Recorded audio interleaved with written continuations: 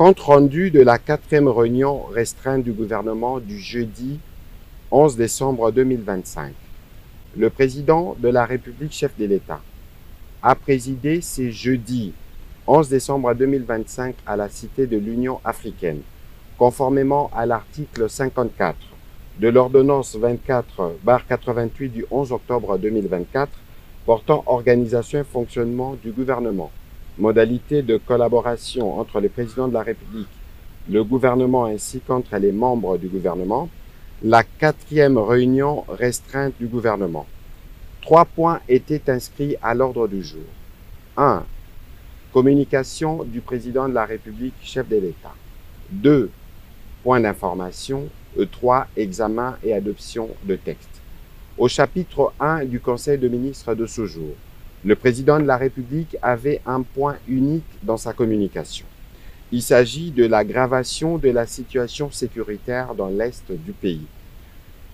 Le 4 décembre 2025, la République démocratique du Congo et la République du Rwanda ont signé à Washington DC un accord de paix historique, fruit d'efforts diplomatiques soutenus et porteur d'un espoir légitime pour mettre un terme définitif au cycle de violence qui endeuille notre nation depuis plus de 3 décennies. Cet accord engageait les parties à cesser immédiatement les hostilités, à favoriser la désescalade et à ouvrir la voie à une stabilité durable dans notre région.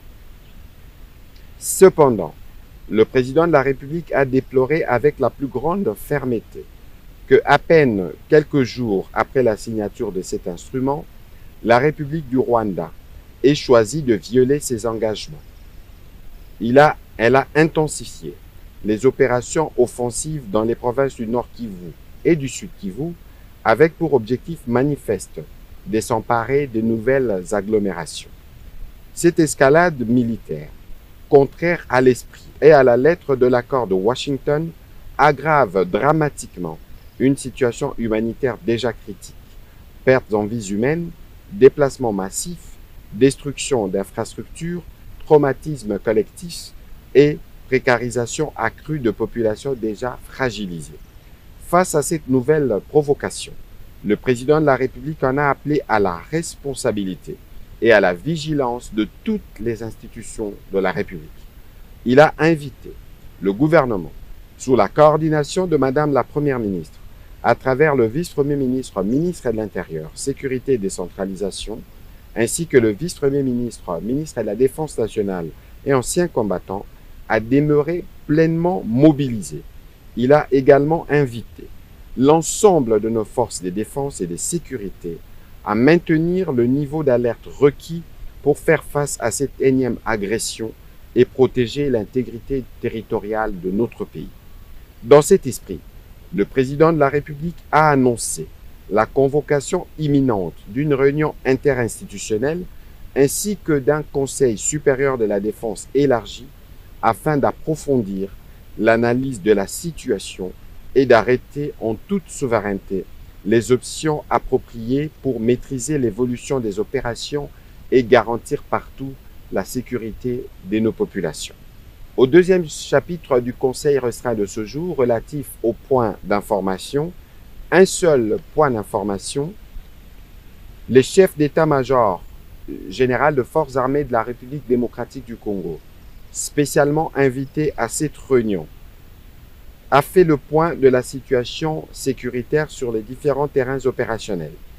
Il a informé le Conseil restreint des dispositions mises en place par l'armée pour garantir la sécurité et la protection du territoire, spécialement dans les zones attaquées par les forces rwandaises et leurs supplétifs.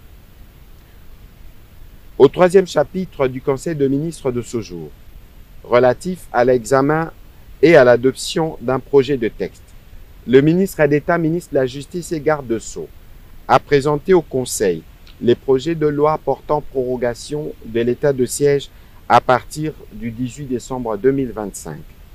Après débat et délibération, le Conseil restreint a adopté ces projets de texte.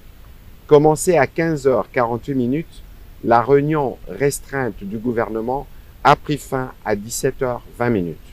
Je vous remercie.